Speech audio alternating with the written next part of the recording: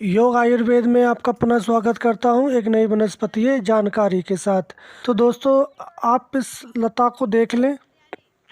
इस लता को हम रोड के किनारे ऊपर आपने हर जगह देखा होगा।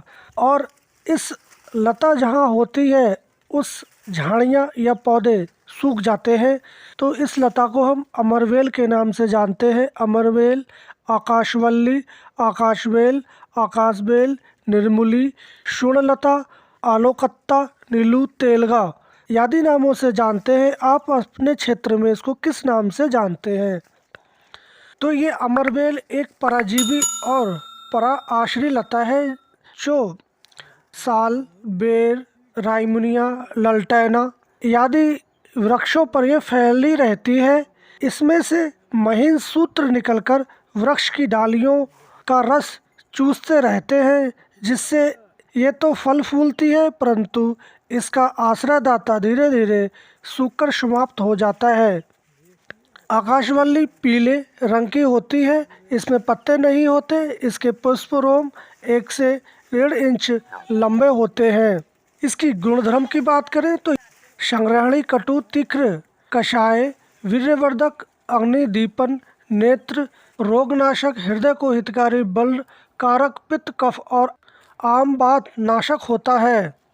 तो इस अमरवेल का प्रयोग आयुर्वेद दृष्टि से बहुत ही किया जाता है। इस अमरवेल का प्रयोग ज़्यादातर महिलाएं पेट पर सूजन या दर्द होने पर इस लता को सिल पर पीसकर पेट पर लेप करने से पेट की सूजन, अफरा, पेट का दर्द दूर हो जाता है। बालों का झड़ना या बालों की जड़ें कमज़ोर होना, गंजापन होने पर आप इस लता को ले लें और इसको पीसकर सिर पे लगाने से आपके बालों की जड़ें मजबूत होती हैं। और आप इसका तेल भी बना सकते हैं।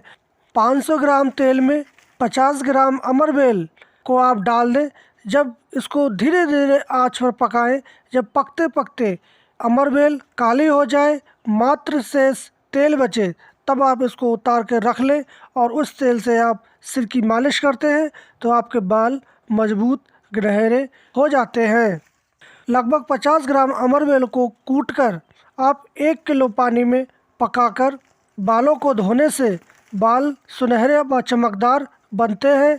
बालों का झड़ना, रूसी भी इससे चली जाती है। आँखों पे अगर सूजन हो जाती है तो आप इस बेल का 10 से 20 मिलीग्राम रस शक्कर मिलाकर आँखों पर लेप करने से आपके आँखों की सूजन में काफ़ी लाभ होता है। अगर आपका लीवर फैटी या बढ़ जाता है, यकृत वृद्धि में आप इस बेल का काढ़ा 40 से 60 ग्राम पिलाने से तथा पीसकर पेट पर लेप करने से यकृत वृद्धि में लाभ होता है। अगर आपका फैटी लीवर हो जाता है और कॉन्स्टिपेशन या कब्ज की समस्या हो जाती है तो आप ऐसे में 5 से 10 मिलीग्राम इसका रस पिलाने से आपकी कब्ज में काफ़ी लाभ होता है। पुरुषता रोग, अमरवेल का क्वाथ 40 से 60 मिलीग्राम पिलाने से पुरुषता की आंबल जल्दी निकल जाती है। बवासीर या अर्श होने पर इसका बहुत ही रामबाण या चमत्कारिया फ़ायदा देखने को मिलता है। आप अमरवेल के 10 ग्राम रस में 5 ग्राम काली मिर्च का चूर्ण मिलाकर खूब घोटकर आप नित्य सुबह खाली पेट पिला देते हैं। 3 दिन में ही ऐसा करने से खूनी और बादी दोनों प्रकार की बवासीर में विशेष लाभ होता है। दस्त साफ होता है और अन्य अंगों की सूजन भी उतर जाती है।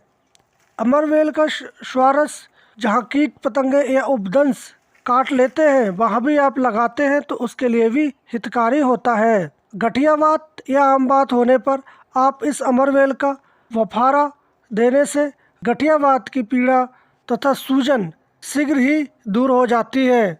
बफारा देने के पश्चात इसी पानी से स्नान कर लें तथा मोटे कपड़े से शरीर को खूब पोंछ लें तथा घी का अधिक सेवन करें तो आपके गठिया में काफ़ी लाभ होता है। अगर आपके शरीर पर कहीं भी खुजली है तो आप इस अमरवेल को पीसकर वहाँ लगा देते हैं तो खुजली या दाद चला जाता है। इसका प्रयोग आप रक्त शुद्धि के लिए भी कर सकते हैं। 4 ग्राम ताज़ी बेल का गर्म पानी में फाट बनाकर पीने से पित्त शांत होता है और रक्त की शुद्धि होती है। जिनका व्रण या जख्म पुराना हो जाता है, भरने का नाम नहीं लेता, ऐसे में आप अमर बेल के 2 से 4 ग्राम चूर्ण को, या ताज़ी मिले तो आप इसकी बेल को पीसकर सोंठ और घी मिलाकर लेप करने से आपका पुराने से पुराना घाव व्रण भर जाता है। जिन छोटे शिशु या बच्चों को तिजारी या चौथे दिन आने वाले बुखार में इस बेल को आप गले में धारण करवाते हैं तो आप देखेंगे कि उसका बुखार आना बंद हो जाता है। तो इस परजीवी अमरवेल के ये महत्वपूर्ण जानकारी हम यहीं समाप्त करते हैं और हम कल फिर मिलेंगे एक नई औषधीय जानकारी के साथ। तब तक के लिए जय हिंद।